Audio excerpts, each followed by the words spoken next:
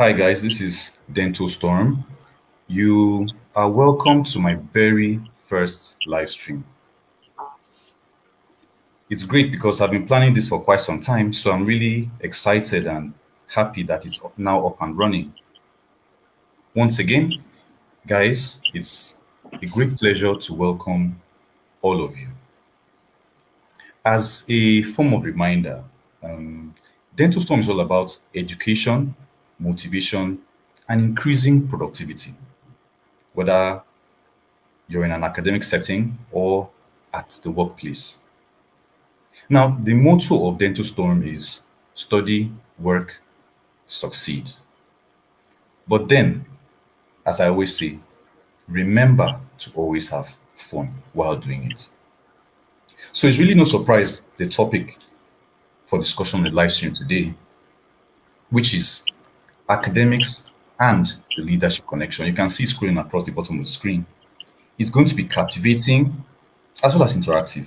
So I would like you guys to please drop comments and questions on the chat. From time to time, I would pause the discussion to acknowledge some of them. Now, if you've seen the thumbnail, you would you've seen the thumbnail to this live stream, you will know that I have two very special guests who I shall introduce one after the other. My first guest is Adegoke Omotola. He is the CEO of First Degree Consulting, as well as the host of Leadership Talk with Adegoke. And it's a podcast. You can get it on Apple and Spotify. You can also find them on YouTube by the channel name Leadership with Adegoke Omotola. Need I say that he's a certified John Maxwell coach, leadership coach, a former banker, author, and a public speaker. He's a man of many works, and I think he knows that from the smile of on his face. You would know. So I'd like to say, and sorry, he's also a public speaker. Adegoke, you are very welcome to DENTOSTORM. Thank you so much, sir. Thank you so much, my good friend. Nice to be here. Thank you. My second guest is GAYUS Emmanuel. Now, GAYUS is a fifth-year medical student of the Babcock University, Nigeria. He was a former welfare committee member, 2018-2019 academic session, a former student association senator at the university for the 2019/2020 academic session, and he was also an aspirant at the recently concluded election for welfare director at the university. Emmanuel, you're welcome. Thank you very much, sir. Thank you, sir. You guys, you're very welcome to this inaugural live stream. First of all, I would like to set the ball rolling by asking you guys if there's anything more you have to say about, you can tell us about yourself, anything more that I've missed. I'll start with Adegoke. Please tell us some more. Thank you so much. DENTOSTORM, I appreciate this platform, and I'm so thankful for giving the opportunity to come and add value.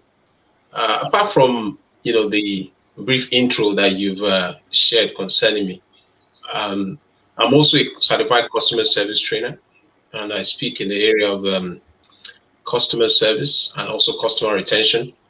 I have a book that's been published both online and also the hard copy. It's called Customer Retention and Experiential Approach. So the third edition is available on Amazon, and I also have Selling in Crisis on Amazon.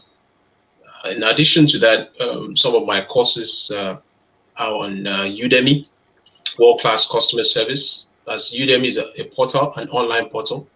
I also have Fundamentals of Business Etiquette and Personal Grooming. That's also an online course. And the third one is Professional Selling Skills.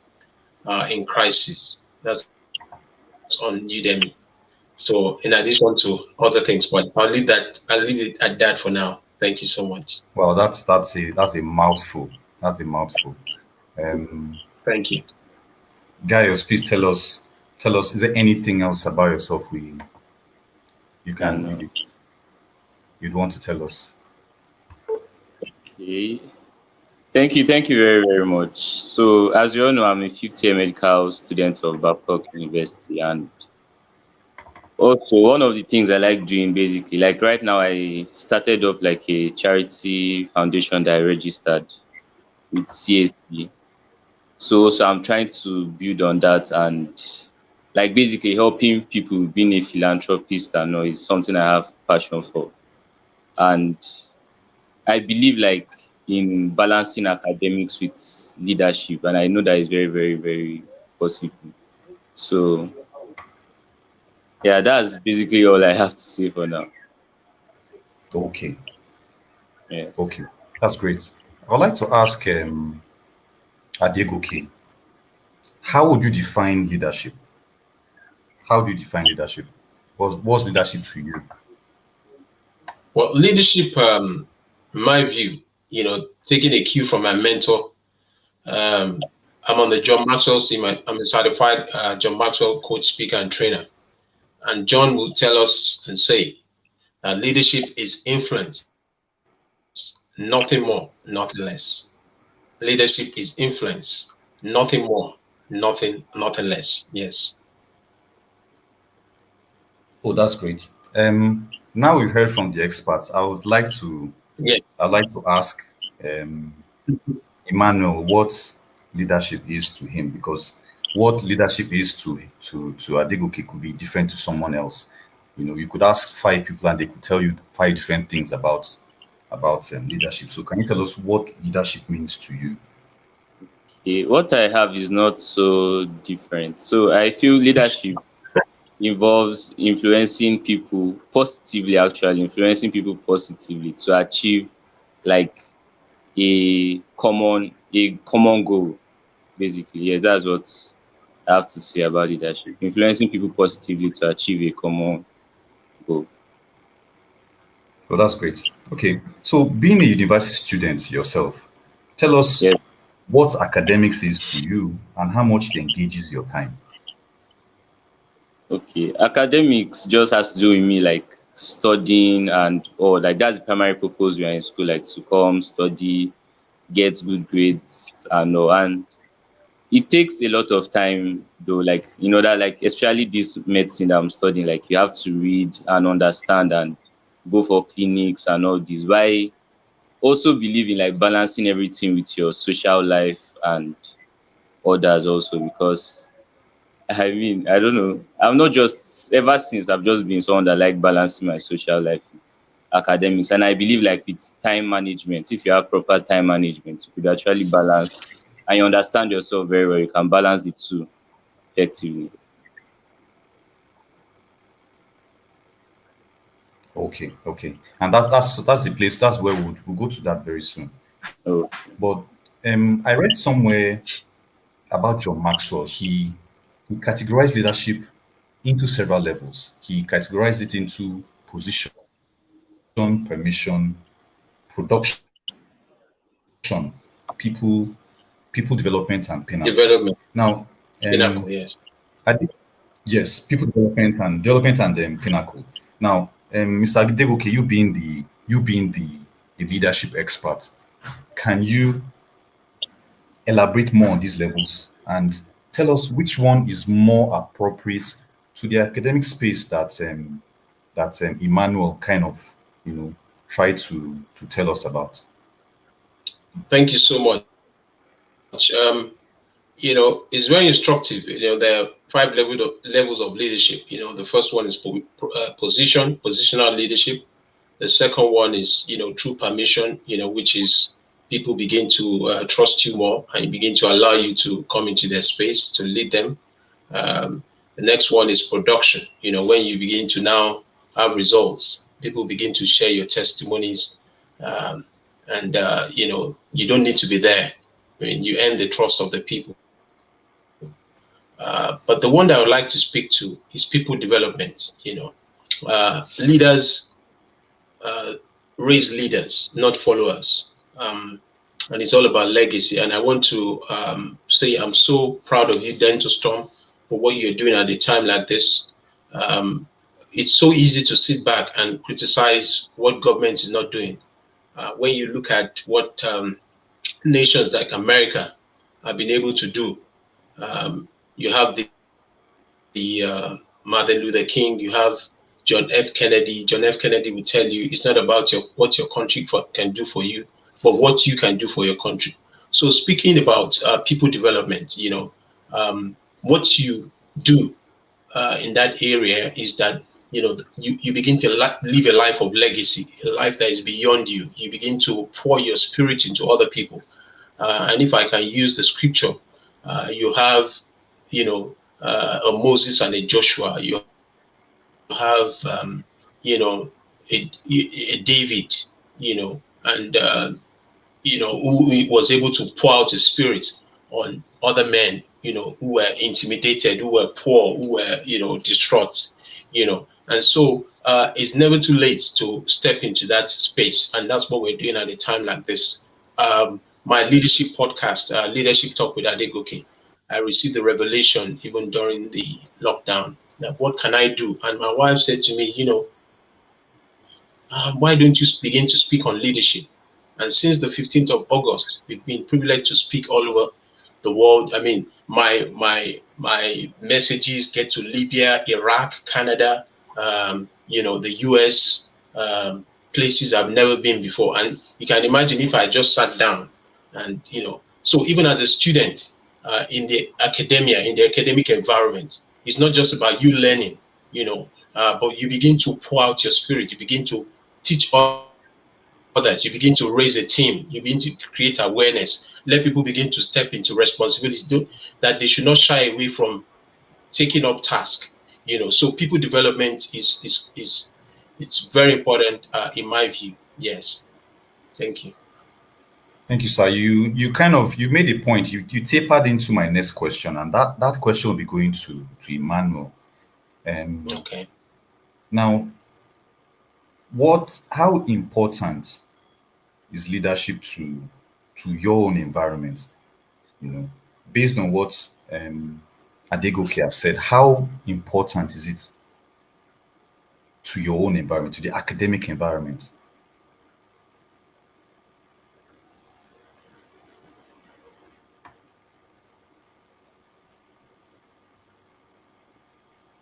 Can you unmute your mic?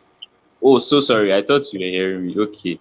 So I'm like, in my own school, that's Babcock University, like the student association, we have the president, we have the vice president, and each department also have the same. Then we have the general body, but each department have the vice president, the president, and the welfare director, and several other posts like that. So without the leaders they do like they voice out for the students. Like if the students have one problem or the other, be it academics, be it like hostel related issues and all, because the school, like the DC, the vice chancellor and all, can't really know what's going on within the students. So like the leaders here actually there to like be our voice and also to assist us in any way they can. So leadership is very, very important. That's good leadership actually, because there can be bad leadership. So good leadership is very, very, very important. Because there was even a quote I saw one day about if you have an army of sheep led by a lion, they will be able to defeat an army of lion led by a sheep. You get? So that's why I'm emphasizing on the importance of good leadership. That's good. Yeah, I like And if that. I like that analogy. if I can jump in, to Yeah, add into sure. what you said, Miles Morrow, the late Miles Morrow, of blessed memory, was someone who inspired me so much, to step into leadership. Miles Morrow said that leadership is a profession, and you ask me, how can leadership be a profession? It's something that You don't become a leader just you know it's a profession for life. You once you step into leadership, you continue to lead. And leadership is also leadership is not position. It's not positional. It's by action. It's through the things that you do on a daily basis. Yes, sir. Okay. Yeah, there's a saying that goes um some are born great, others achieve greatness, while others have greatness thrust upon them. Can you juxtapose Yes. this with leadership? Is it the same thing with leadership, and how can you relate it with leadership in the academic setting? Can anyone answer that question? How can you juxtapose that with leadership in the academic setting? Is it such that is it always that you have to have it thrust? Can you have it thrust upon you? Can you achieve it, or can you be a born leader in that setting? How does it happen? I think I'll let Gail speak to that so that I can just now follow up. So please, can you just come again? Yeah, what I said was that there's a saying that goes, some people are born great, others achieve greatness, while some others have greatness thrust upon them. So can can you use that same context with leadership? Because it sounds In very similar. academic leadership. Yes, and then so in the academic setting, does that happen? Does that scenario happen with leadership in the academic setting? That is, having been born with leadership, you know, having leadership thrust upon you, or achieving that level of leadership. Is it something that happens in the academic setting? Can you relate with that? Okay. So, okay, what I would say about that, because yeah, there are some people like right from start, right from like their first year in school, you see that leadership drive in them. You be like, this person, like the way they carry themselves, the way they speak and all, you be like, yes, this person will have the ability to lead. So I don't know if that one I'll refer to it as like someone being born a leader or so, but some people just have this natural drive to lead. Why some people actually like over time, like because they've been given a task to do, one task or the other to do, they like with time they become very, very, how will I put it now? Very, very leadership, should I say leadership inclined, like they want to lead and also that's all I have to say concerning that. Okay. I'd like to ask Adegoke, are Yes. there are there certain requirements? Are there certain requirements um, a student will need, or a person needs, to attain leadership in an academic setting? Well, thank you so much. That's a good question. I think it's very instructive, very important to say that you know uh, leadership for me. I just want to use myself as an example. When I was in the academic setting, I wasn't really known for anything. Because I mean, I was when I was a student, because a leader needs to have a vision. You have to be driven by vision. You have to have clarity, have a picture. Know your purpose. Where are you heading to? Because the first person that you lead is yourself, and if you cannot lead yourself, you will not be able to lead others. So even when they trust leadership on you, you find out that some people mess it up. And they just they're not able to inspire. And they're not able to inspire their followership. So you can trust leadership on someone, but if the person has not, been able to identify their purpose, I'm having a session tonight on my leadership talk with Adegoke. I'm hoping that those who are on this platform, if they're able to join me on, my Facebook page, customer retention, leadership talk with Adegoke is taking place at 7 p.m. Nigerian time tonight, and I'll be speaking with a friend of mine from the US, from North Carolina, Karina. I will be speaking on leadership and purpose. the importance of purpose. So if, for example, when I was in school, I didn't even know my purpose. So I was just in school. Yes, Facebook, yeah, customer retention. If you can just click on like that page, so the notification will come up at 7 p.m. Massive, massive, information is going to be shared. Karina is been a professional for about 22 years in corporate America, and now she's now a coach. So she'll be speaking alongside myself. Now, when I was in school, nobody ever told me, about leadership or about what it is, or even asked me, what do you want to become? So I just entered school and did jump, and I found myself doing a course. So there was nothing like mentorship. There was nothing like awareness. So I was just stumbling and failing, and failing in every sense of the word. So, for example, if somebody gave me a leadership role, even while in the university, I would have messed it up. So I made my mistakes. But somehow, when I began to now have clarity concerning my life, to the glory of God, I also didn't mention I've been a redeemed pastor for about 13 years now, and whether you like it or not, you can't have a congregation for 13 years, people will be following you, and, you just have to lead the people. It's about transforming lives. So when we look at, in the academic environment, it's also good to begin to look for ways, to serve. But before you begin to serve, try and, discover your purpose. What do you want to become? Begin to look for mentors. Begin to let people speak to you. Somebody was telling me that, coaches are better than mentors. No, you can fire your coach, but you need a mentor. You can't fire your mentor. When I see a man, one of the things I ask is, who are your mentors? I want to know those that you look up to. Your mentors will criticize you. Your mentors will tell you from experience what you need to do. So when you're in the university, look outside that environment. Read up. The internet is there. Engage yourself. Look for people that would, expand your horizon and your thinking. I'll stop there. Thank you. Yeah, that's great. That's great because you actually said something ahead of what of the question I wanted to ask. Actually, I wanted to ask Emmanuel, what strategies he has developed to manage the demands of leadership roles and academic coursework. Now, Mr. Adegoke mentioned, him being a pastor and having a leadership.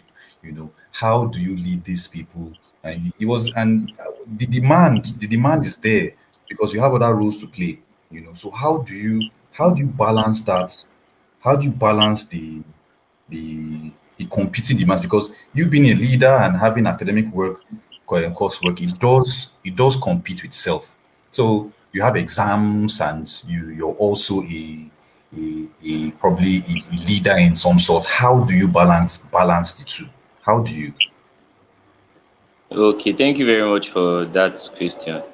So I feel, as I said earlier, like everything has to do with like time management, and you have to understand yourself very, very, very well. Like now, like during the day, most times I'm unable to read.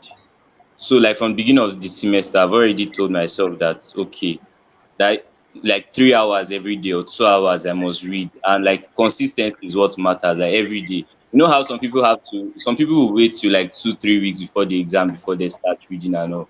So I just tell myself, okay, 2 3 hours every day I must make sure I read. If I can read for more, it's fine. If I can't read for more, it's fine. But at least that time I've set out, I must get that time no matter what to read every day. So I feel when you can manage your time very, very well, you can combine, and you have to understand yourself before you go into leadership, and you must have a vision too. And you must not let your academic, actually, like that's the main purpose you're in school, but you should not let it slack because of you're going into leadership or anything. You must learn how to balance your time and have proper time management. Thank you very much. Yeah, you said it, and that's why Dental Storm is a channel. That's why the concept of Dental Storm is here for everyone to to get people to be aware at at an early level about Yeah. productivity, motivating oneself, The knowing benefits of, yourself. yeah. Yeah, knowing oneself and getting to know oneself early enough, is beneficial because it allows you to be able to develop strategies, to be able to um, navigate, especially the academic mindful. Now, I'll tell you, you know, while I was in school, while I was still studying actively, it was a challenge for me. You know, it's not like, so if I said I didn't have challenges, I'll be lying. Everyone has challenges, yeah, Yeah. but being able to navigate that early enough with the right advice from the right people, would steer you right now.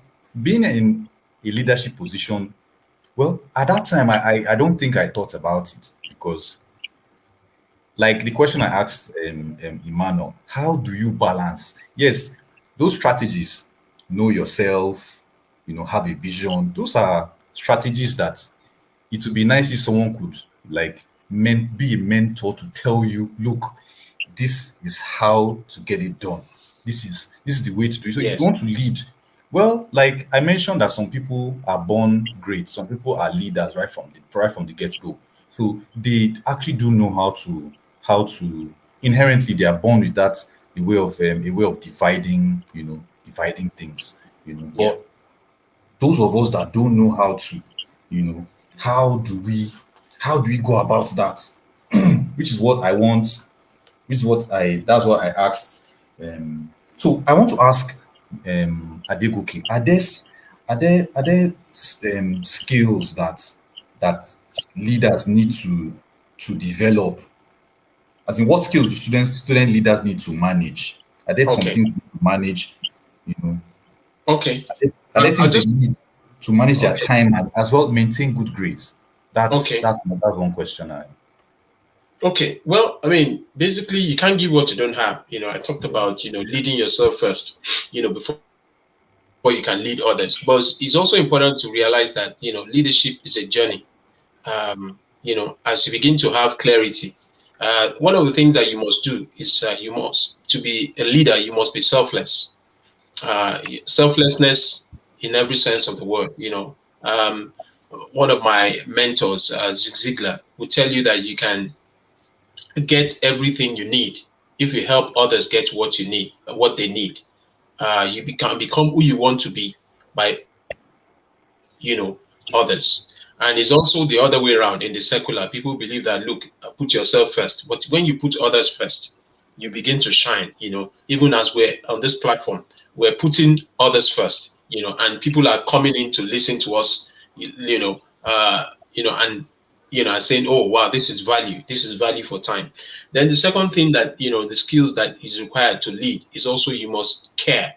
It's not every leader that cares, but for you to get the kind of leadership that is authentic, when you begin to care for people, when you begin to ask questions like, I hope you're okay, is there anything I can do for you? You find that your lead of leadership begins to come up higher. There's something called the leadership lead, according to John C. Maxwell. Some of us, the reason why we have remained and plateaued is because we have not been helping others.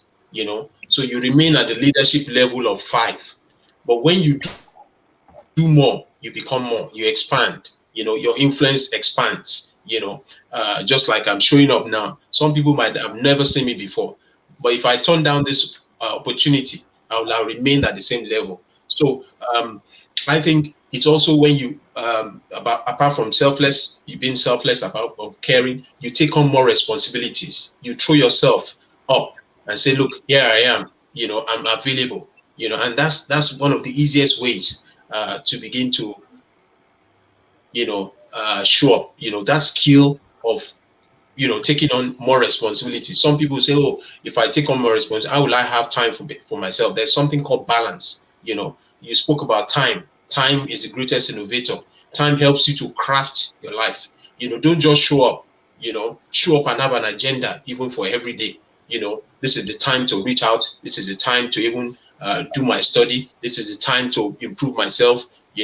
And if you find yourself, if you're in that mode, even when they look at your life, somebody like Obama, you see a man that was intentional, which is the fourth point. Apart from responsibilities, then you must be intentional. Nothing happens by accident.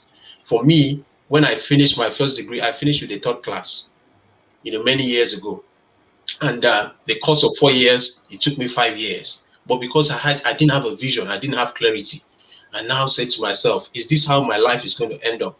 But fortunately for me, I was able to travel to the UK. And when I traveled to the UK, I said to myself, this is the time to correct the errors of the past. I was able to enroll for a master's in property valuation and law in one of the best universities in the UK, City University Business School. I was working and I was schooling. And to the glory of God, I finished that course on time. And I now said to myself, wow, that means I can now begin to add value. Now, what did I do even while I was in university? I began to reach out to people. I was selfless. I began to show care. I took on more responsibilities, and I was intentional about life. So the same person that had a third class in university had a master's, in real estate. By the time I came back to Nigeria, I did an MBA. While I was in the MBA, program, I was working full time in the bank, and I was also doing the MBA full time. So the course that was supposed to take 18 months, I finished it on record time. So now somebody that knew me then as a failure now began to say, what happened? Because I took on that selflessness. I took on caring about people. I took on, the issue of being intentional. I took on more responsibilities. So even as a pastor, I've been a pastor for 13 years. But a lot of people don't even know I'm a pastor. But through that, it has expanded me. I've raised other leaders. I've pushed myself forward. So it's a journey. That's why I said leadership is a profession. It's not a title. It's a profession that you have for life, and you must not drop the ball. So as a student, in wrapping up, I would like to say that you must be selfless. All right. You must care for people. All right. And also, you must take on more responsibilities. Don't shy away from responsibilities. Don't say, am I the only one? Why are they pushing me? Why are they, Then finally, you must be intentional. Thank you. Oh, so that was a mouthful. That was a mouthful. And Yeah. it seems you have an idea of the next question coming up, because you mentioned two things. You mentioned some very important things. You said you had a third class, you graduated the third class, yet you came back. Now that leads that kind of tapers into my next question that I would like to ask guys, because I'm sure you like, did he have a third class? Did he really have a third class? And I'm sure Gaius knows that there are a lot of people in his own setting, his academic setting, who have probably had to repeat the session. He probably has some people in his class that are not his mates. That probably had to repeat the year because they didn't do well enough. So I would like to ask him. Especially because he's in that setting right now. How does academics affect your leadership roles and activities? You lead. You've been in leadership roles in the past. How has your academic load or workload affected your activities as a leader? Because Adegoke said it.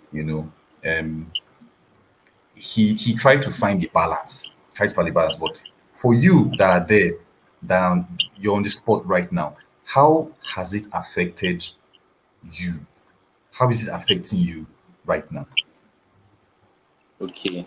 So as for me, like I also say, like, you have to find a balance, but you have to make sacrifices at the same time, because there are times you, like, maybe a friend of yours needs something, and maybe that's the time you want to read, but a friend of yours have like problem or something, and you have to like be flexible with your time.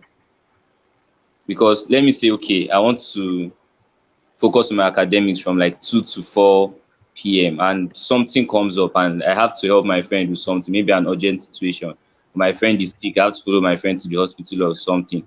So I won't say, okay, because I have to read, I won't help my friend and all. So you have to like be flexible with your time. You now know that, okay, you set out another time to cover that task and all. So you have to be flexible. You have to understand yourself, and you have to find a balance basically. But the thing is, I'm actually personalizing it. I'm asking you, how has it affected you? How do you balance? For instance, you have an exam tomorrow, you Mm-hmm. have to go for an ESCO meeting. You know, how do you balance those two? Because Okay. sometimes it's difficult. So I need you to tell me how you balance. How would you balance it, and how have you balanced it so far? You know. Okay, what I do, as I say, the way I do it is that I won't wait till the last minute before I start reading. Like immediately I start, like the school starts, the semester is in session, like right from the first class, I won't let things to like compile and all. So I always try that, even though it's 2 hours every day, because if like on Apple devices now, you see the amount of time that you spend on each application and all, and you find out that most people actually spend hours, like 5 6 hours a day on their phone. So I feel like just taking 2 hours out each day, not like when it's now close to the exam time, like a week before, 2 weeks, you now be like crash reading. So it helps me to balance my time and like make time for other things. Okay, okay, that's great. Um, well, I'd like to ask, based on that, I would like to ask Adegoke, um, if there's any advantage to developing leadership skills and carrying out leadership roles in the university, because he just said he's trying to find the balance, try to some leaders, some university leaders cannot strike that balance, and one part suffers, either the leadership role he's trying to carry out or his academics. So I'd like to ask you, Yeah, I mean, is there actually okay. an advantage to developing these skills and then carrying out these roles in the university setting? Is there an advantage? Well, I want to also say, because I've gone through the university system. I think somebody asked a question that um, the opportunity that you have, maybe probably schooling abroad, or maybe Nigerian institutions, maybe it helped me, in terms of the narrative. I think you're also a product of also the environment that you're exposed to. For example, when I was in Nigeria, when I had my first degree, there are certain things that you know I didn't know. But schooling abroad, maybe because also the fact that I was paying my school fees, you know, I just had to, begin to rise above being an average person, and Yes, also the yes. environment I found myself, that I was the only black guy in my class, and I needed to improve, because I couldn't begin to just drop the ball, and I think competition and also more tools that were available to me, it helped me to have that self-awareness. You see, if you are in a place where you're a local champion and there's nothing to drive you, you might not have the zeal. Exactly. But if you are Exactly. taken into the right environment, I mean, when you look at Leicester, Leicester City yesterday, I mean, two Nigerians that did very well. I mean, a team that had not won FA Cup for 137 years. I mean, so those guys, probably if they were in a local team somewhere in another place and they were not given the enabling environment, Yeah, the platform. and that's why when you see Nigerians, you wonder how come they're doing so well with the World Bank, with the, anywhere they find themselves, World Trade, WTO, Nigerians are the best anywhere. How come when it's Nigeria, when they're in Nigeria, you know? I mean, for example, you see somebody that had a third class in Nigerian university, by the time he goes abroad, he gets a first class. So I think environment also matters. But nevertheless, it's not a time to complain. Make the best out of what you have. It's not everybody that will be able to travel abroad. Like John F. Kennedy said, which I alluded to earlier, it's not about what your country can do for you, but what you can do. So it's very important. But I also like to say that you know um, it's all about structure. structure. You must have a structure. You must have a script for your life. A lot of people think that they just get, you become great leaders. Great leaders have structure. They value time. They value, they have values, that drive their life. So they don't get distracted. It's very important to realize that. And great leaders, they operate outside the comfort zone, which John C. Maxwell will say. A lot of people just want things to happen. Nothing happens in life in the comfort zone. Everything you're going to achieve in terms of greatness happens in your strength zone, which is your stretch. It stretches you. You take on more tasks, you take on more responsibilities. Like I said, you learn more. There's something called the conscious competence model, which says that when you know more, you do more. But if you don't grow in the area of your knowledge, if you don't grow in the area of your thinking, if you don't grow in the area of your responsibilities, you'll not be able to do more. You just remain average. And so you are competing against yourself. You don't need others' validation before you can do things. And so for leaders, leadership can, you can rise into leadership. But one thing that happens is the kind of leadership that you must have. Is it a leadership that inspires? Is it the leadership that drives momentum? John C. Maxwell will say that leadership is about momentum. Momentum is a leader's best friend. As you achieve this, you have the next one. As you achieve the next one, you have the. So for GAYUS now, he's already looking at himself. He's finishing in a few months' time, or in a year from now, or whatever the case may be. What is the next plan? What is the next plan after that? So you must have goals, 5-year goals, 10-year goals. So it's not that when things are happening, you have to be proactive. Engage yourself.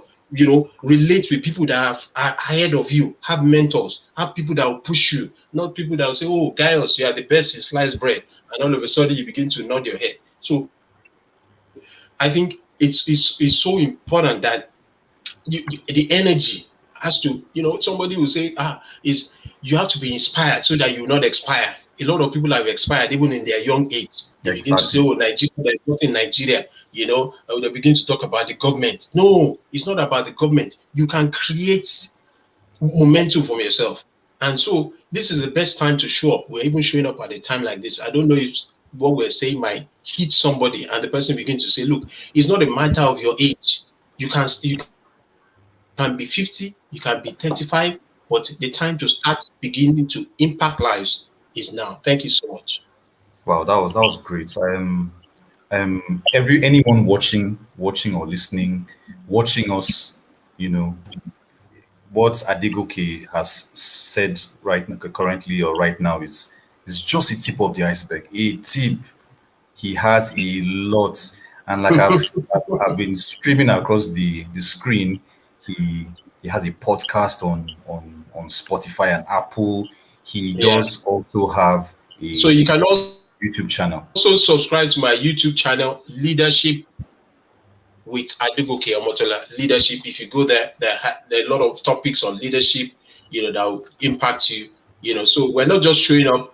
You can also the leadership with Adegoke Omotola. That's on the YouTube, because I believe that a lot of us, if we can begin to learn something new, we just say that, "Look, I don't want to be average.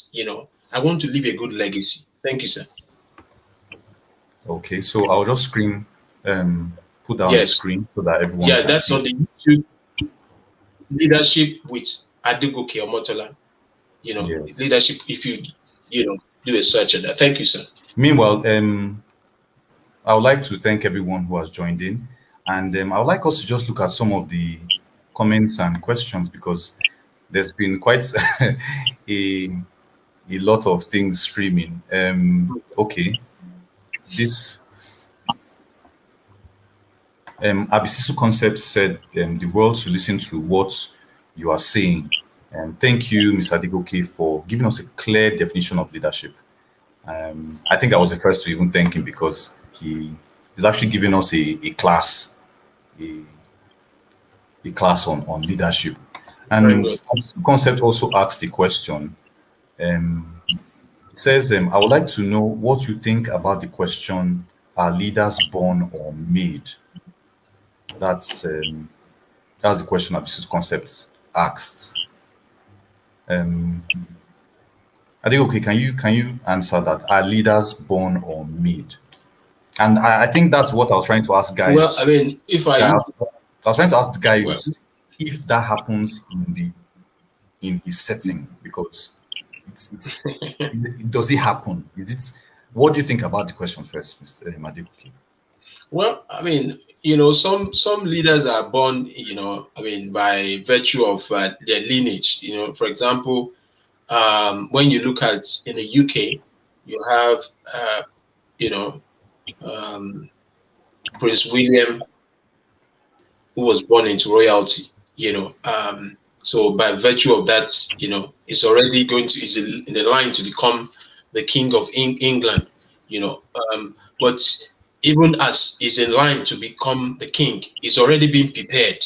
The schools, his etiquette, his training. I mean, it's not just born into that lineage and they say, okay, go and lie on the bed and go and sleep. And so yeah, someone was asking for our contacts. Our contacts is at First Degree Consulting. That's on Instagram at First Degree Consulting. I'm sure the DENTOSTORM will bring it up, our contacts. So even if you are born as a leader, they must still equip you. You need the skills because, like I said, if you promote somebody into leadership and the person has not been trained, he will make a mockery of it. Why is a guy has been sent to school today? It's because his parents want him to become a great leader, and so they're equipping him with the skills. So whether you study English, whether you study mathematics, all those skills. Some people will say, why did I go to university? University grooms you for leadership. You are interacting with people of different backgrounds, people of different biases. You are in an organized setting. So whether you come out with a third class, whether you come out with a first class, you build your skills, interpersonal skills. It builds your skills in terms of listening. It builds your skills in terms of time management. You can't be a student and not be able to. So those things are so. But when I look at myself, whether I've looked at whether leaders are born, but in terms of me, for myself, I believe I would say that leaders are made. Because I was born into a family where my dad was an academician, but also I'm sure you'll be asking why was I now failing if my dad was so it's so, so I had to learn the ropes. I had to make mistakes, failure, and fail my way into success. Am I communicating? So I had to learn the ropes of leadership. I had to learn what is called etiquette because it's not every leader that knows how to relate. When you're trusted into leadership, you must know how to speak to people. You must know how to, listen to people. You must know how to show care. You must know how to, help other people. So all those things, I had to learn those skills. And so, it makes you more attractive. It makes you more uh, have a legacy. It makes you have a life of impact. So I think when you look at that, I've looked at whether leaders are born and also whether leaders are made. But the journey to becoming a leader is sacrifice. If you take out sacrifice away from leadership, that leader is just a leader that is taking a walk in the park. People follow you because of the sacrifice. They will follow you for the rest of their lives. When they see that you sacrifice more, even when you're not there, they speak of you positively, they celebrate you. Even your children's children will celebrate you. When we look at a John, F. Kennedy, when we look at, some past leaders, Murtala Muhammad, when we look at, Nigeria, there's Aminu Kano, you say, thank God for those leaders. So Tafawa Balewa, so it's about sacrifice. Leadership is about sacrifice. So leadership is about doing more. But leaders are born; they are also made. Thank you, sir. Very well said. I do agree with you, and that's part of the my motto. The motto for Dental Storm, and it's that you can create your own success. No matter how average you think you are, there's always a way to go about things, and if you go about it in in a systematic manner. You have people who came before you, who laid down some rules, some principles, and if those principles are followed to the letter, I think you can be made, you can become a leader as you desire, provided you follow those principles. And I think John Maxwell laid down a lot of principles that and and concepts that if one takes a look at critically can make you a leader. So I think that question has been answered. Now, Jones asked a question. He directed it to Adegoke, and he said he would like to ask how Nigerian institutions, especially the higher institutions, can create and choose leaders. Now, although it's directed towards Adegoke, I'll first like Gaius Emmanuel to to dissect this question. How do you think your institution can create and choose leaders, true leaders? How how do you think your institution can create? How do you think they can create leaders? Okay. My institution they've actually been doing, thank you for the question to start with. They've actually been doing well. Like the past administration since I was in my first year of school, I've actually been seeing them as like they're actually great leaders. So I looked up to them. That's why I aspired to like be like them. And some things they look out for, they check your previous history, your academics. Like you have to be on lowest second class to go for any leadership post in my school. So they have to look at your academics to be sure that okay, when you get there, it won't like the leadership role won't affect your academics and all. They look at that, they look at your history, personal history, like the ones that you have with the school.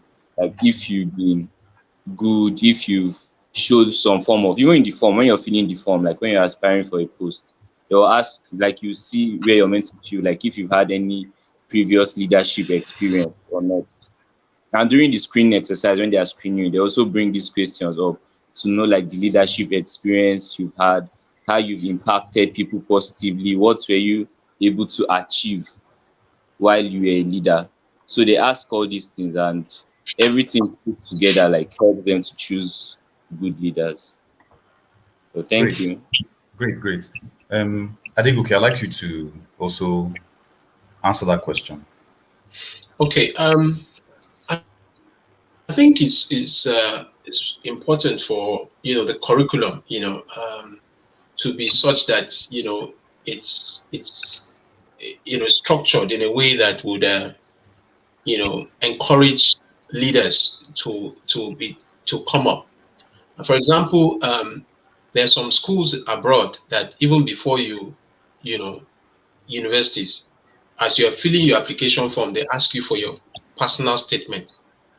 You know, personal statement consists of your skills, things that you have done in terms of leadership, how you have volunteered, all those things. So it's a criteria even for going to Ivy League schools. So you don't just say, oh, because I scored 500 in JAM. I know people can't score 500, but say 400, Yes. and I is throughout. But if you don't have, that lifestyle of leadership, even from a tender age, they want to know those things that you have done. So I think it will help a lot, to create robust leaders, for schools to now begin to have, a structure in place, even from not just in universities, even for um, primary schools, secondary schools. I know that in our own days there used to be literally a debating society, Yes, where exactly. schools go out to represent. But I know with COVID, so many things have been disrupted. But those are how, because leaders, one thing about leaders is the ability to speak. You can't say you're a leader without being able to speak. You must demonstrate it. You must empower people. You must encourage them. You must speak into their lives. So Sorry, let me let then me let one me other let me thing, let me cut in there. yes, You tapered into another question on the yeah, chat, and Sumola said, "I have a phobia for facing the crowd. How can I go about overcoming it?" Um, to make sure I don't fidget when facing a larger crowd. And can you relate it with being a leader and having this phobia of facing a crowd of people? Are they compatible? And if not, how can you are they compatible? Can you be How afraid can of you? Yeah. facing? How can you? Okay. Well, I mean, I empower people, train people on how to become better speakers. Because of the certification I have as a leadership coach, speaker, and trainer on the John C. Maxwell. So, for those of you that are on this platform, if you want to reach out to me privately, you can send me a DM either on my platform at First Degree Consulting.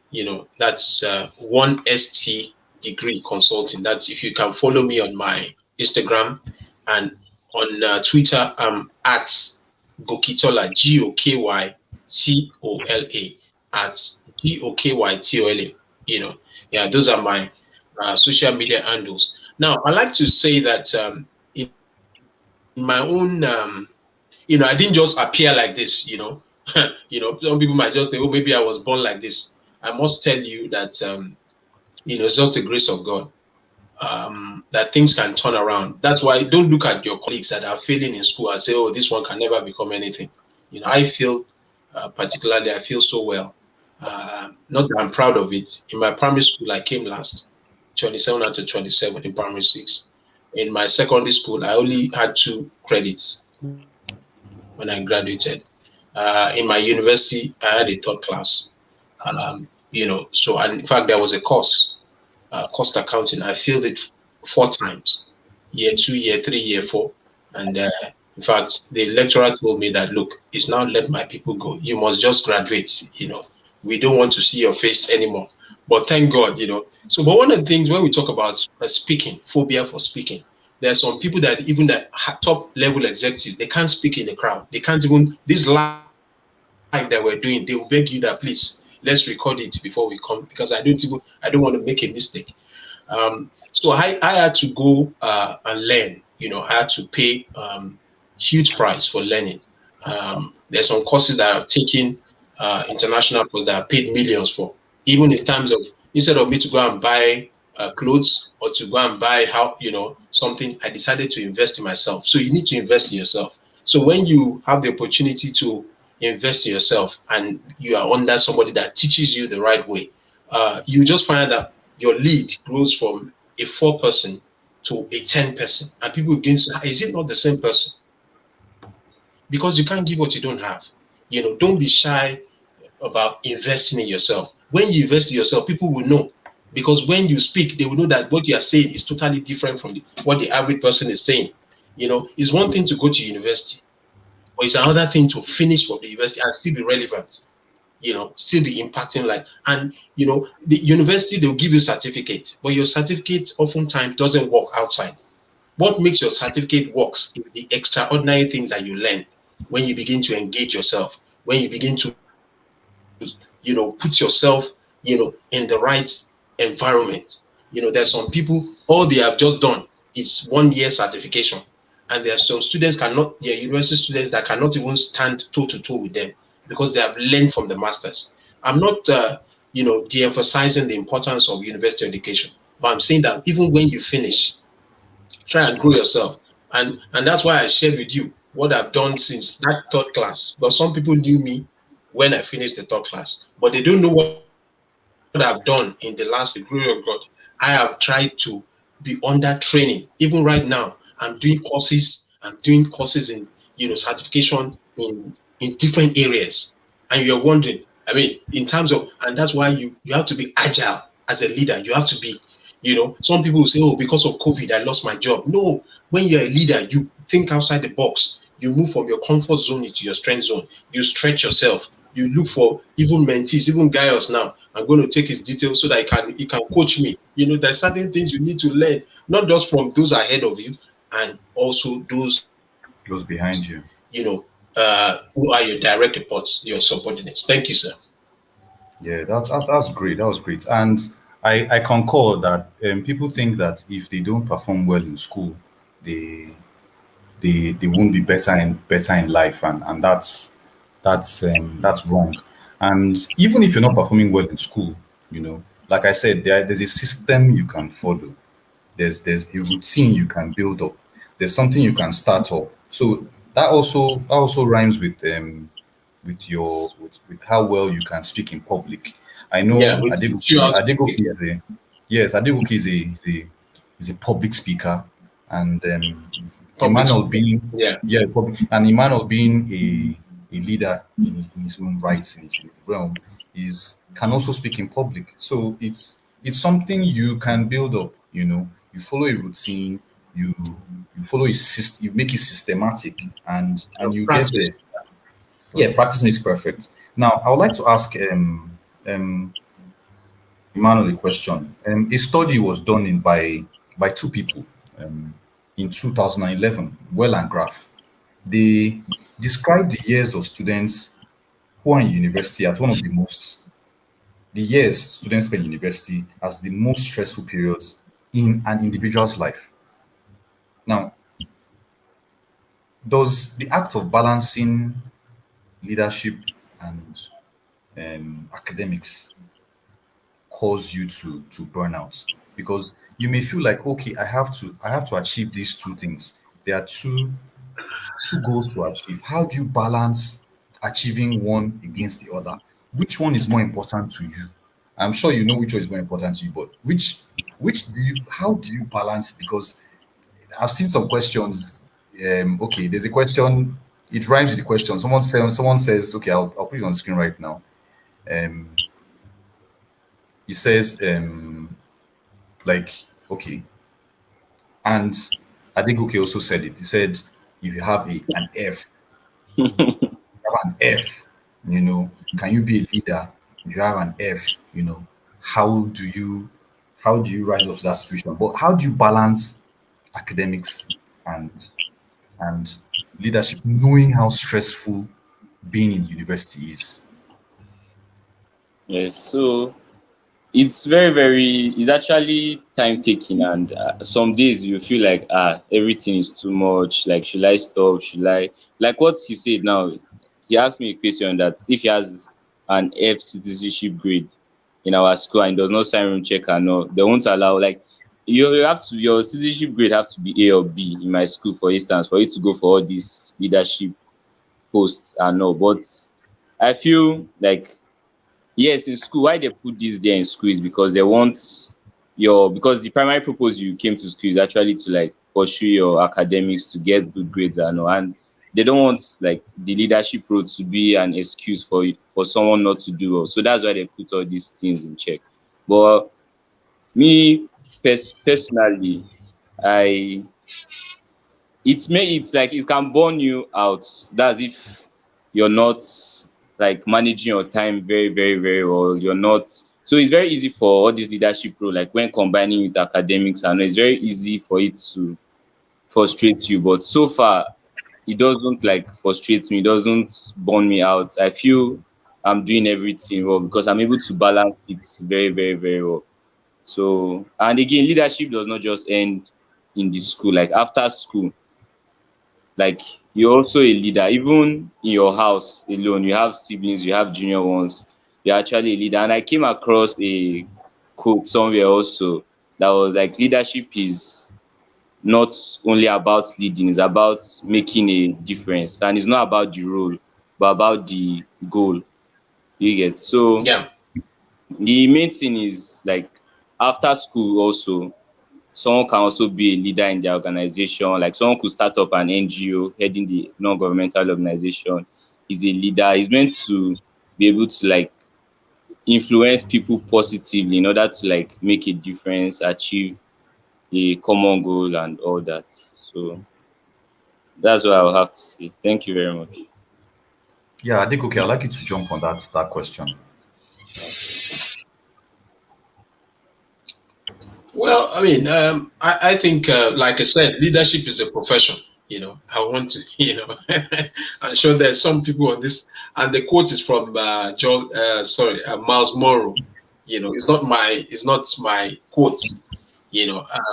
Leadership is, you know, like I said, leadership is for. I want to salute GAYUS. showing up at a time like this. Probably if I had this privilege that he's having now, you can imagine what's going to happen to Gaius. By the special grace of God, God will keep you. I mean, we need to encourage people like this. I mean, as a young, young man who is aspiring to be a doctor, a medical doctor, and you're already so empowered. You can imagine what's likely to happen in the next decade or two. The kind of exposure that you're having. This platform is huge. People are watching you from all over the world, listening to you and taking a cue from what you said. No doubt, you need to be encouraged. But speaking to what you just said, I have no doubt that leadership, like I said, is sacrifice. Particularly when you're a student. I've met quite a number of students that the last thing that they even want to hear is leadership. They believe it's a waste of time, that I've not taken care of myself. Why should I be taking care of others? But the way out to become somebody of note is when you begin to solve problems. The world will pay you back for solving problems. The world will reward you.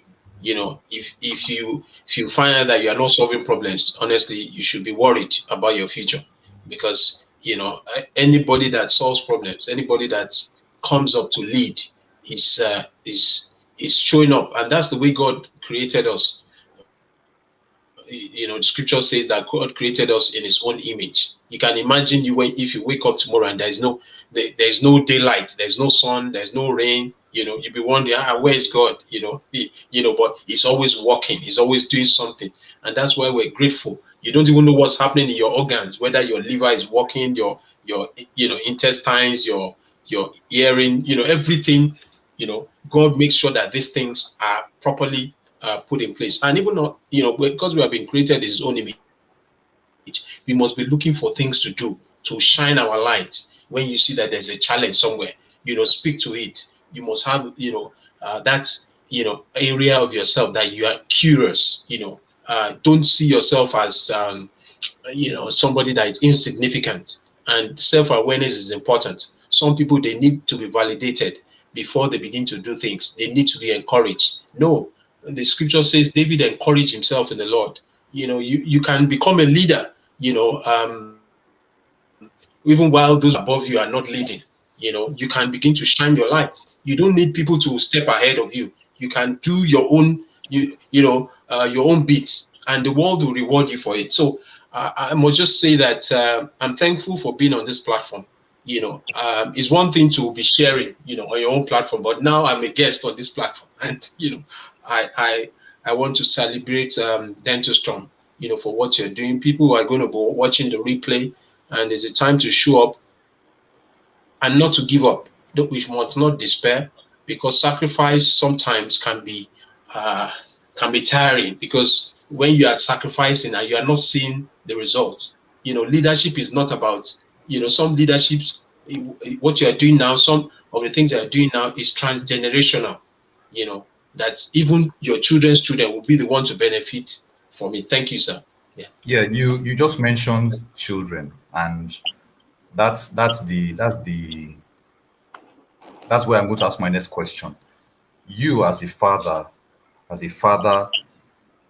would you encourage your children? Would you advise parents to encourage their children to take up leadership positions in school? Well, I mean, I have, to the glory of God, I've been blessed with two daughters. They are teenagers, and I always speak to them from time to time. I tell them that, look, the only way that you can become something, it's not something, a person of impact in future, is by putting yourself up for leadership. And, like I said, teenagers, youth, sometimes it's difficult to work with them, because they feel sometimes that, look, they want to make their own mistakes. But I tell them that, look, you don't have to make your own mistakes too. You can learn from others, because that's why you have your parents there. They tell you, don't do this, don't do that, And when you have that kind of parent, it's so that your future can be smooth. Because if your parent you and they don't give you guiding principles and values, you find that you make a mess of your future. And there's some parents that, even while they're supposed to be relaxing and enjoying themselves in their old age. They are still taking care of their children's children. They're now the ones, training their grandchildren, sending them to school because their children have made a mess of their own lives. So, so leadership, we, as parents, we can't be missing in action. It's not all the time that your child wants to hear what you want to say, but there's something called reinforcement. You have to keep on repeating the same thing. And sometimes you have what is called hired voices. You can use a mentor. You can get somebody to speak into their lives because, if they're too familiar with you, sometimes they think that maybe you're trying to manipulate them. So as parents, it's a continuous journey. We must not give up because our children are our legacy. You can't delegate that, and say maybe you send your children to school. There are certain things that the teachers cannot teach your children. You have to take ownership. And as parents, the Lord will give us long life, to be there for our children and to leave a good legacy for them. Yes. Wow, that's great. That's great. Thank you. I'd like to ask Gaius. Gaius, please tell me, as a leader in your university, you do interact with your fellow students, the lecturers, school officials, and authorities on a regular basis. Has that given you an advantage in your academics? Has that given you compared to your other schoolmates? Has that given you an advantage? Do you feel different from them in a certain way? Is there a way it has given you a special kind of something? Does that make you someone different? Do your other colleagues look at you differently? Is there a difference in your academics and the way others look at you? Please tell me.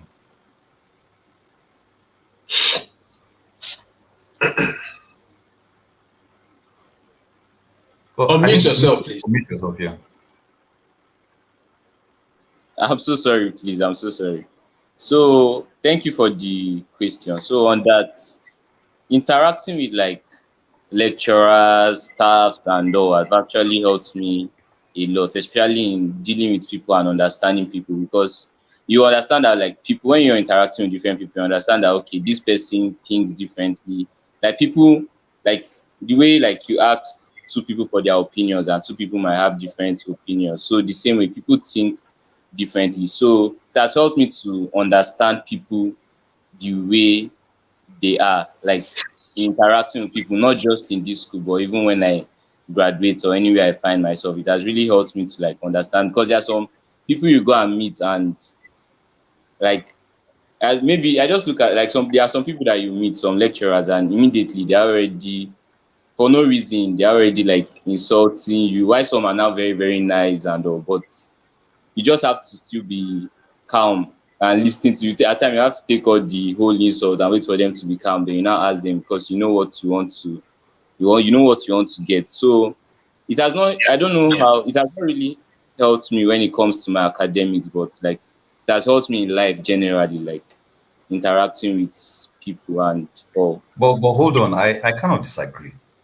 because if you're a public figure and you're well known amongst your mates, your colleagues, and even lecturers and school officials, don't you think it gives you a leverage? Don't you think it makes you a step ahead of others? Because wherever you go, you're recognized. People will call your name because they know you're a leader. They know, okay, this guy is a leader here. It gets easier to get your requests responded to. You can imagine if you had compared someone else who wasn't a leader, who was not known at all, just a basic student, nobody knows him, always in the middle, always in center rank, nobody knows him, and he goes to meet the lecturer, as compared to you who is well known by almost everybody.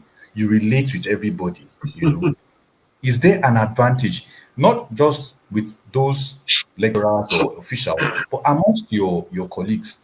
Because I know that, like, I had classmates who could talk to anybody. Look, their mental health was at its best because they related it. They practically talked to everybody. Everybody you call them, Emmanuel, come. But probably Emmanuel and DENTOSTORM are in the same place, and DENTOSTORM will not be noticed. As you can see, DENTOSTORM has a book covering his face. But as in, it's as good as just being part of the building. Nobody knows you are there.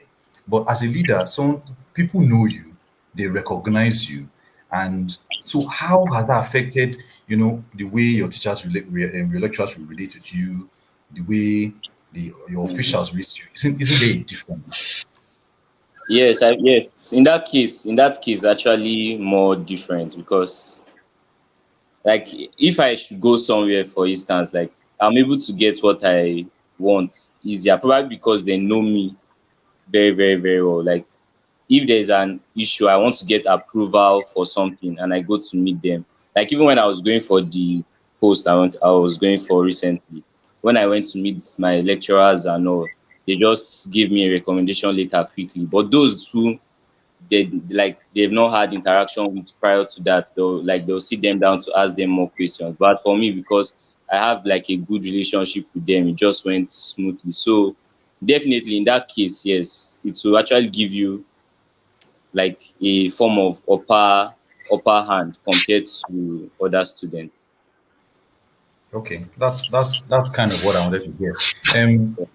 I won't ask Adegoke the question that is on the screen because he, I know he has a very loaded answer for that. But I'd like to ask you, in your institution, is there any special training anyone can undergo to become leaders? Any form of leadership training in your own institution? Mm, None that I can see of, like no training per se. No training per se. So if anyone is aspiring to lead, how is it there's no form of training, whether formal or informal, there's nothing like that.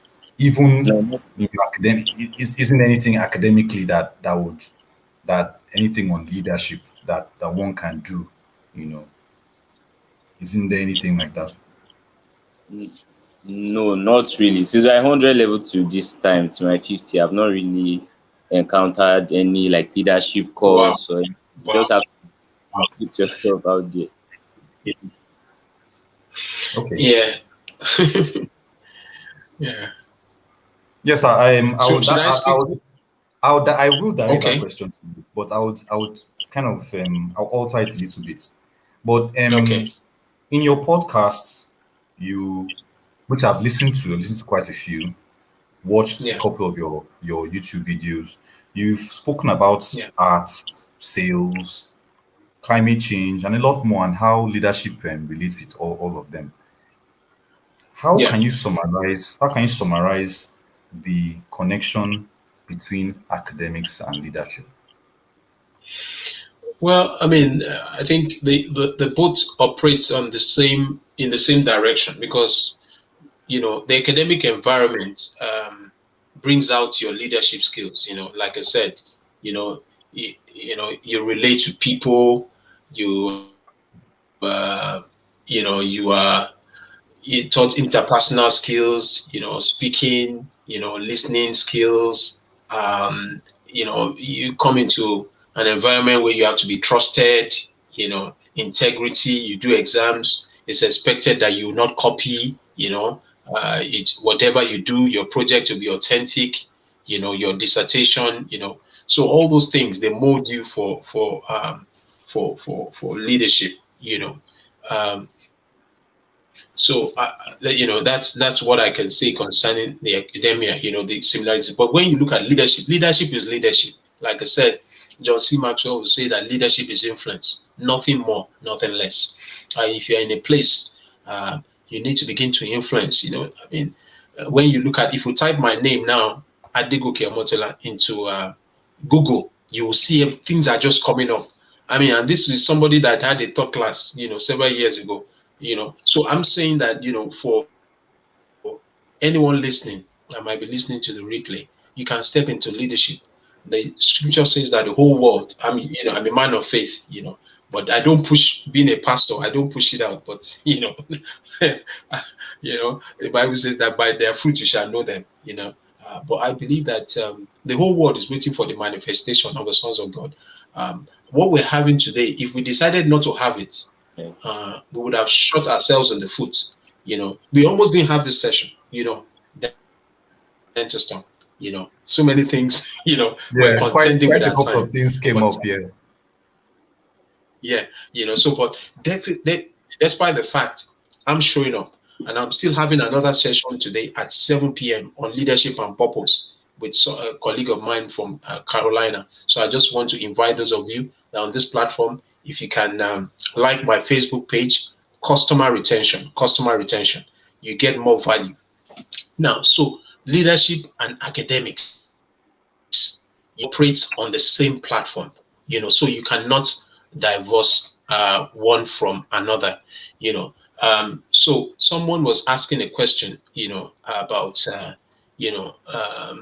being in the church. Does it help you to become a leader?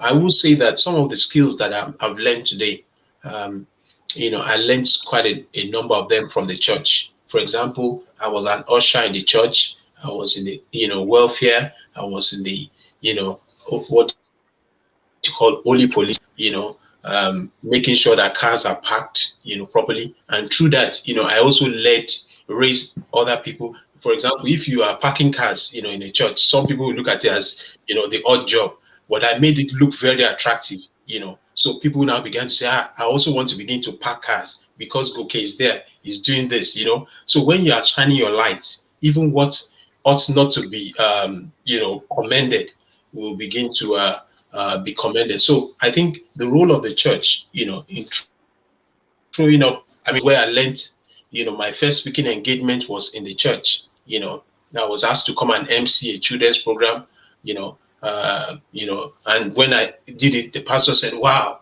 I think you have a gift," and by the time we finished the session, I said, "You'll be doing it for us every year." Then we now begin to do a program called Schools Challenge, which is for children from different colleges in Nigeria, Queen's College, Bagada Secondary School. So they do it every year. I was the one MC and anchoring the event.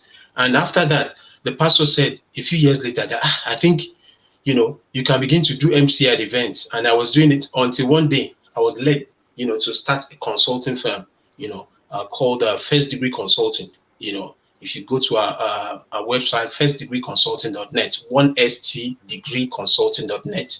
So it's led us to speak, on different platforms, NGOs, in banks, insurance. Yes, we will get to companies. that. So we'll I'm just saying, those.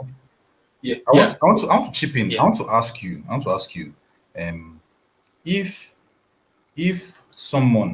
If a university undergrad or a student doing postgraduate studies is interested in getting leadership training, how can they go about it?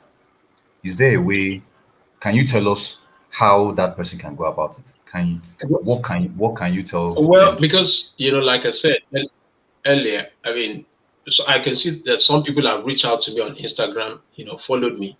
You can send me a DM for those that want to. I'm a leadership coach, a speaker, and also a trainer.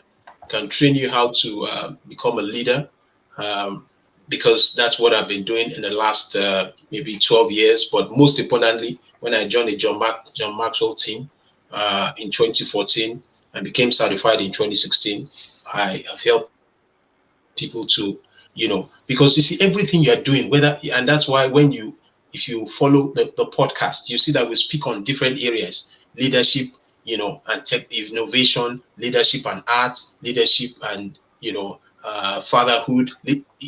Leadership touches every area. So even when you are somebody that is into the food industry, how do you lead your team? How do you inspire your workers? Whether you're an engineer, whether you're a doctor, whether you're a lawyer. So yes, so we're available to empower people. Although it's for a premium, but like I said, joining the John Maxwell team cost me millions of naira, but we're not going to charge you millions. We're going to charge you, something of value.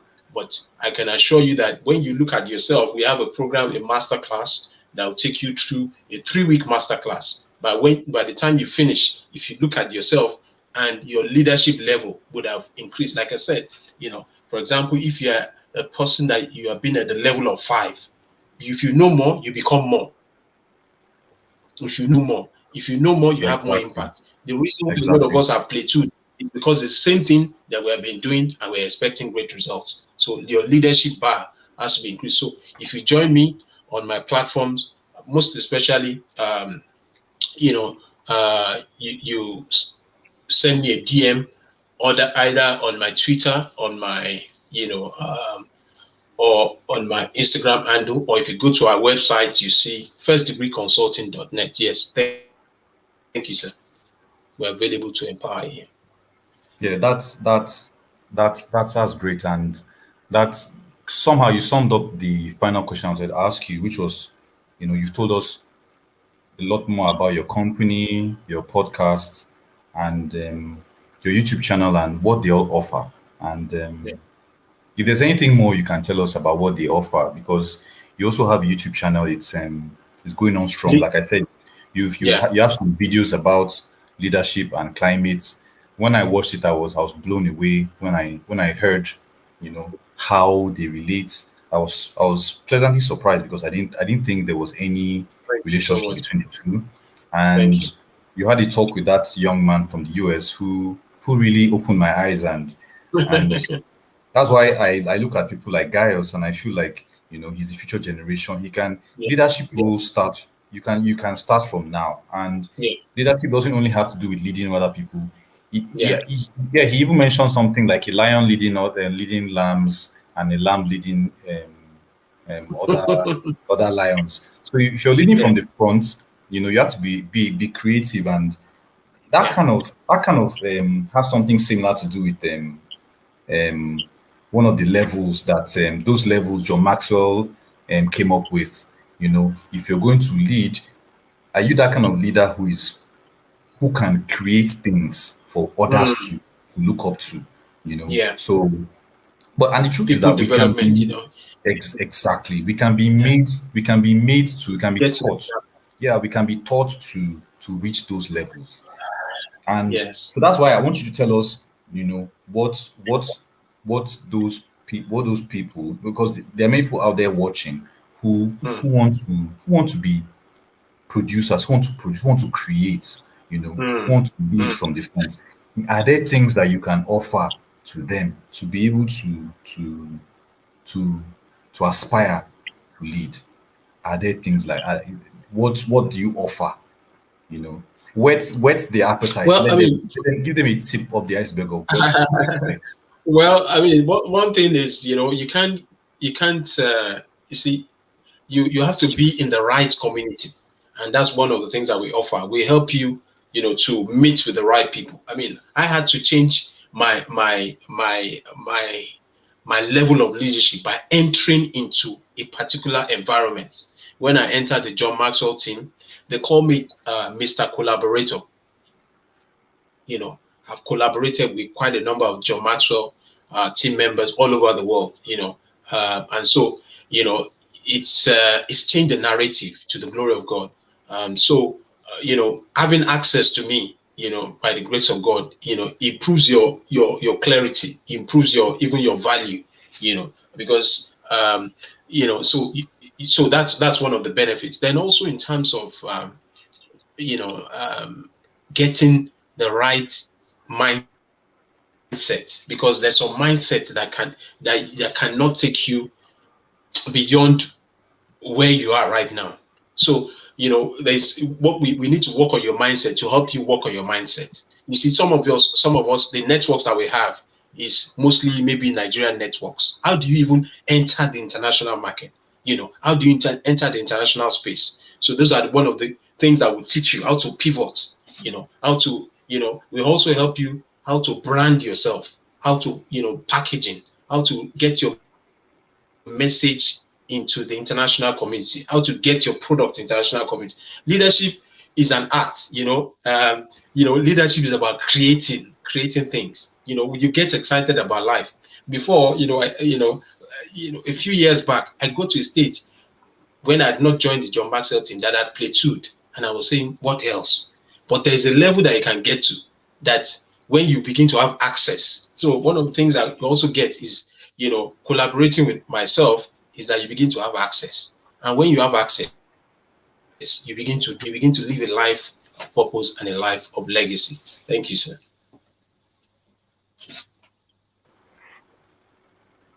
Wow, that's great. That's great. Um, Gaius, Emmanuel, do you have any final words? Any final words? Okay.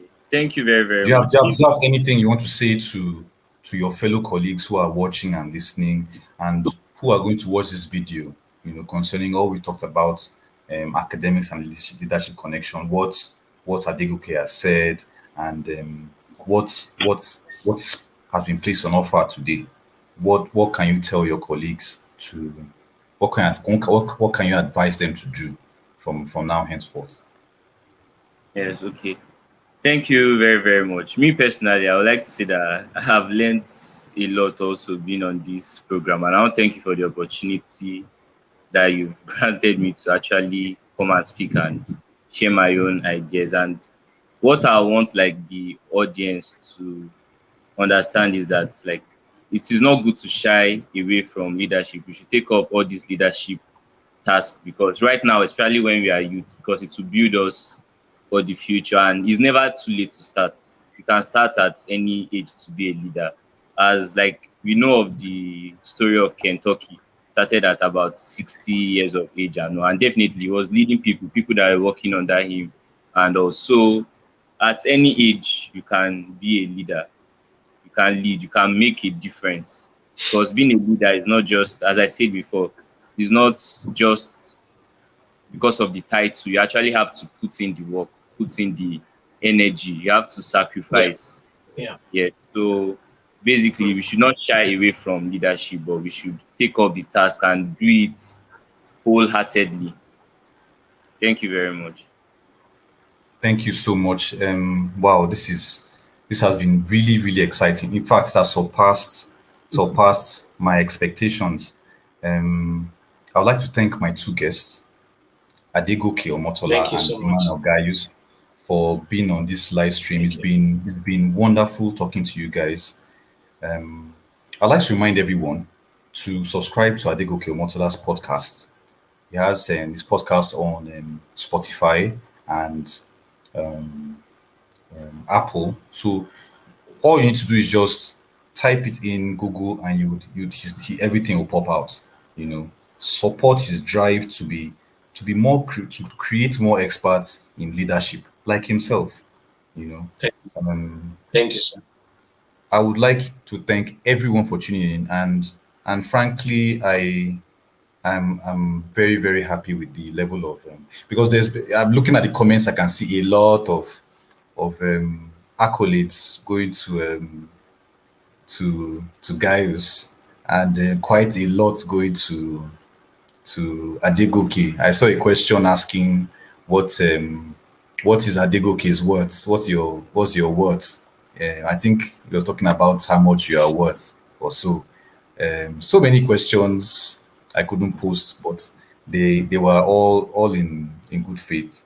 I'd like to Thank you, sir. appreciate everyone who participated on this live stream, and hopefully we will interact again. Most especially, please don't forget to subscribe to Dental Storm. You've seen all my videos. That's why I am collaborating with people like Emmanuel Gaius and Adegoke Omotola. They are exceptional in what they do. They they are top of their trade, and that is what Dental Storm tries to do to enhance productivity, motivation, as well as education. Is study, study, work, and succeed. That's what Dental Storm is all about. So please do watch and subscribe to Dental Storm. And until next time, as I always say, it's bye for now. Thank you.